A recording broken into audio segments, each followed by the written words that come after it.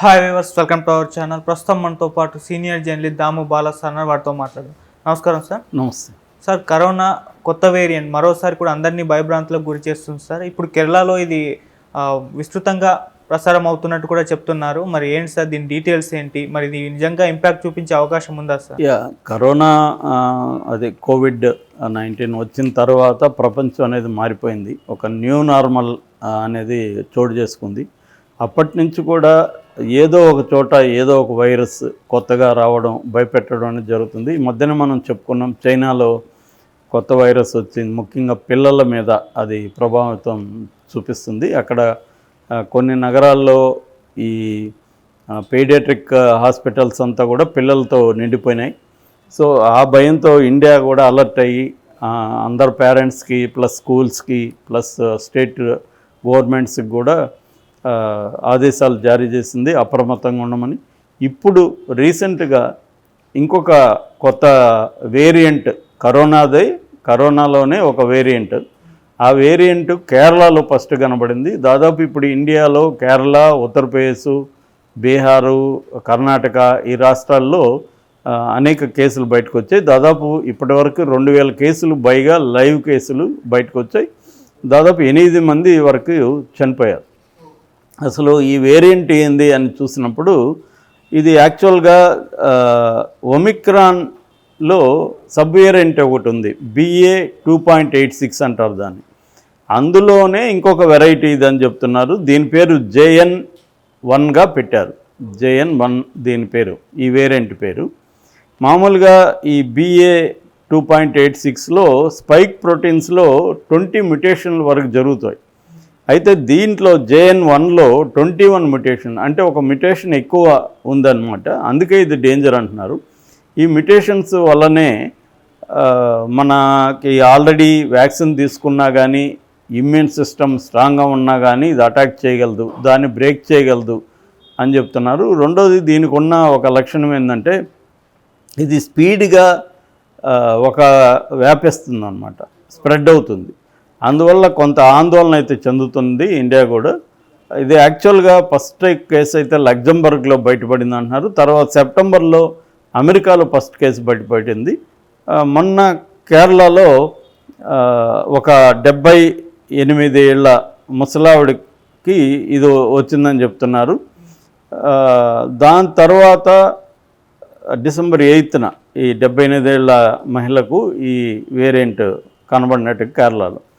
దాని తర్వాత ఇంకా ఇప్పటివరకు ఇది 38 దేశాల్లో ఈ వేరియంట్ని కనుగొన్నారు. ఇది మన దేశానికి సంబంధించింది మాత్రమే కాదు, WHO కూడా సీరియస్గా హెచ్చరించింది. దీని పట్ల అప్రమత్తంగా ఉండండి, ముందే తొలి దశలోనే దీన్ని బ్రేక్ చేయాలంటే ముఖ్యంగా పబ్లిక్ అవేర్నెస్ పెంచాలి. అంటే ఒకటి క్లీన్లీనెస్, ముఖ్యంగా ఏంటంటే మనకి ఇవాళ ఇక్కడ వింటర్ కాబట్టి ఎక్కువగా రెస్పిరేటరీ ప్రాబ్లమ్స్ ఆల్రెడీ ఉంటాయి మనుషుల్లో. ఈ రెస్పిరేటరీ ప్రాబ్లమ్స్ ఉన్న వాళ్ళల్లో ఇమ్యూన్ సిస్టమ్ బలహీనంగా ఉంటుంది కాబట్టి ఇది ఈజీగా అటాక్ చేయగలుగుతుంది. ఇప్పుడు అందుకని కేరళ వాళ్ళు అప్రమత్తం అవుతుంది. మన కరోనా కోవిడ్-19 టైంలో కూడా one of the most affected states Kerala ఒకటి. సో ఇప్పుడు కూడా అక్కడే మొదలైందని చెప్తున్నారు. ఇంకొక కేసు కూడా కనిపెట్టారు. అదేంటంటే తమిళనాడు నుంచి సింగపూర్ వెళ్ళిన ఒక ట్రావెలర్కి కూడా ఈ కరోనా ఈ వేరియంట్ ఉందని చెప్తున్నారు. సో అందుకని మనం వ్యాక్సినేషన్ తీసుకున్నాం కదా, డబుల్ డోస్ తీసుకున్నాం, మనకేం ఇబ్బంది లేదు అనుకోవద్దు అని హెచ్చరిస్తూ ఉన్నారు. అందుకని ఇక్కడ కూడా తెలంగాణ ప్రభుత్వం కొత్తగా వచ్చిన మన వైద్య ఆరోగ్య శాఖ మంత్రి రాజేంద్ర సింహ కూడా నిన్న సమీక్ష సమావేశం జరిపారు. కిట్స్ అవి రెడీ చేసుకోమని చెప్పారు. RT-PCR టెస్టులని ఎక్కువ చేయమని చెప్తున్నారు. కిట్స్, తర్వాత ఆక్సిజన్ సిలిండర్సు, రేపు హాస్పిటల్లో బెడ్స్, ఇవన్నీ అంటే ఒకవేళ స్ప్రెడ్ అయిపోతే, అప్పుడు మనం చూసాం చాలా వేగంగా స్ప్రెడ్ అయిపోయింది. బిగినింగ్లో అసలు చైనాలో వచ్చినప్పుడు ఎవరు కూడా ఇక్కడ రాదులే అనుకున్నారు, కానీ అది ఊహించని ఒక వేగంతో స్ప్రెడ్ అయింది. సో దానివల్ల ఒక విపరీతమైన ప్యానిక్ వాతావరణం వచ్చేసింది. హాస్పిటల్ రెడీగా లేవు, ప్రభుత్వాలు రెడీగా లేరు, వ్యక్తులు రెడీగా లేరు. సో దానివల్ల ఇటువంటి ఒక పాండమిక్ అంటారు దీన్ని. ఒక పాండమిక్ అంటే ఒక విపరీతంగా వ్యాప్తి చెందే ఒక ఇదనమాట. సో దీనివల్ల ఏమవుతుందంటే ఎవరు బలహీనంగా ఉంటే వాళ్ళ మీద ప్రధానంగా అటాక్ ఇది చేస్తుంది. అందుకని రాజనరసింహ కూడా నిన్న సీరియస్గా తీసుకొని దీనికి సంబంధించి ప్రిపేర్ అవ్వమని గవర్నమెంట్ని చెప్తున్నాడు.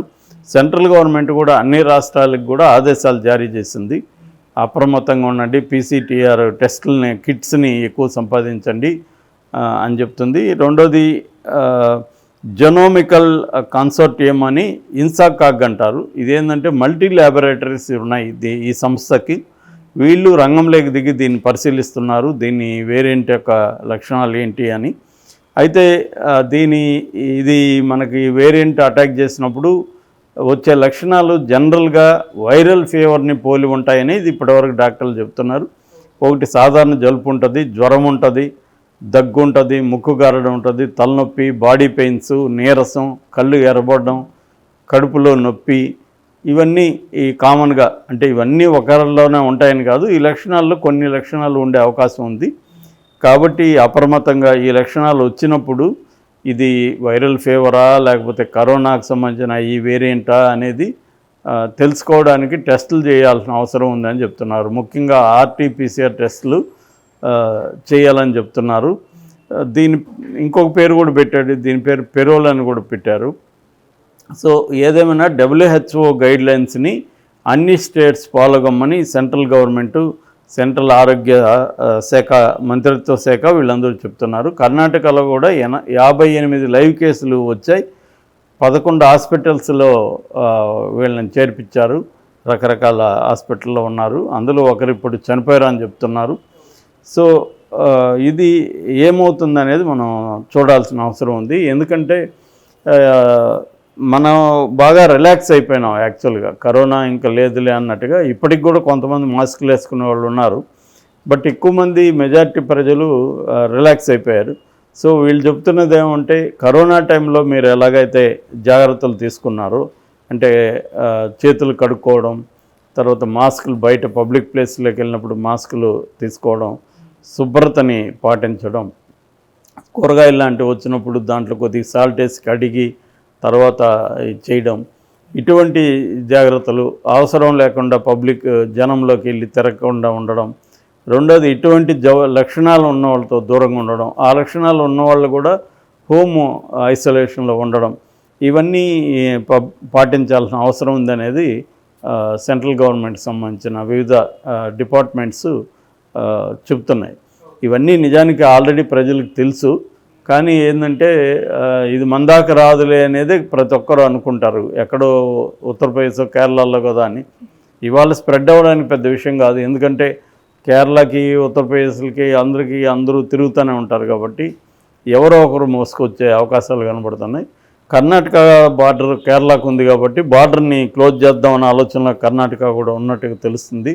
అయితే సిద్ధరామయ్య నిన్న చెప్పింది ఏంటంటే ఇప్పటికిప్పుడైతే ఇమ్మీడియట్గా బార్డర్ క్లోజ్ చేయాల్సిన అవసరం లేదు, అంత పెద్దగా ప్రమాదం అయితే కనిపించట్లేదు, ఏదేమైనా జాగ్రత్తగా అయితే ఉండాలి బార్డర్లో ఉండేవాళ్ళు అనేది చెబుతున్నారు. అట్లాగే అక్కడ యంత్రాంగం కూడా కన్నేసి పెట్టమంటున్నారు. ఎవరికైనా ఈ లక్షణాలు ఉంటే వాళ్ళు బయట తిరగకుండా చూడమని, హోమ్ ఐసోలేషన్లో ఉండి దీనికి సంబంధించిన జాగ్రత్తలు తీసుకోమని చెప్తున్నారు. సో ఈ వేరియంట్ మాత్రం అటాక్ అయితే మాత్రం సీరియస్ ప్రాబ్లమ్స్ వచ్చే అవకాశం కనిపిస్తూ ఉంది. సో ఒక రకం ఏంటంటే మనం కరోనా వస్తుంది, ఈ వేరియంట్ వస్తుందేమో అనుకోని, ఎందుకంటే ఒమిక్రాన్ వచ్చినప్పుడు చాలా ఇబ్బందులు పడ్డారు. ఇది ఒమిక్రాన్ కంటే కూడా ఒక మ్యుటేషన్ ఎక్కువ ఉంది. ఒమిక్రాన్ వేరియంట్లో 20 ఉంటే దీంట్లో 21 ఉన్నాయి.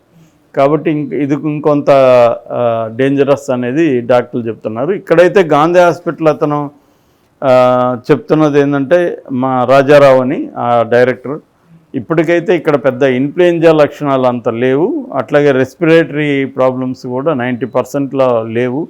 కాబట్టి మనం ఇప్పుడు అంతగా భయపడాల్సింది అయితే లేదు, బట్ జాగ్రత్తలు అయితే తీసుకోవాలి.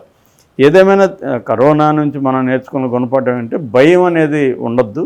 భయం వల్ల కూడా చాలామంది చనిపోయారు. యాక్చువల్గా లాస్ట్ సెకండ్ వేవ్ అప్పుడు ఎక్కువ భయంతో కూడా చాలామంది చనిపోయారు. మీడియా భయపెట్టడం, రకరకాల వ్యక్తులు ఎక్స్పర్టైజ్ లేకుండా వీడియోలు పెట్టేయడం, దీనివల్ల కూడా భయంతో చాలామంది చనిపోయారు. సో భయపడకండి, కానీ జాగ్రత్తగా ఉండాలి అనేది ఎక్కువ మంది క్రిటికల్ కేర్ నిపుణులు చెబుతున్నారు.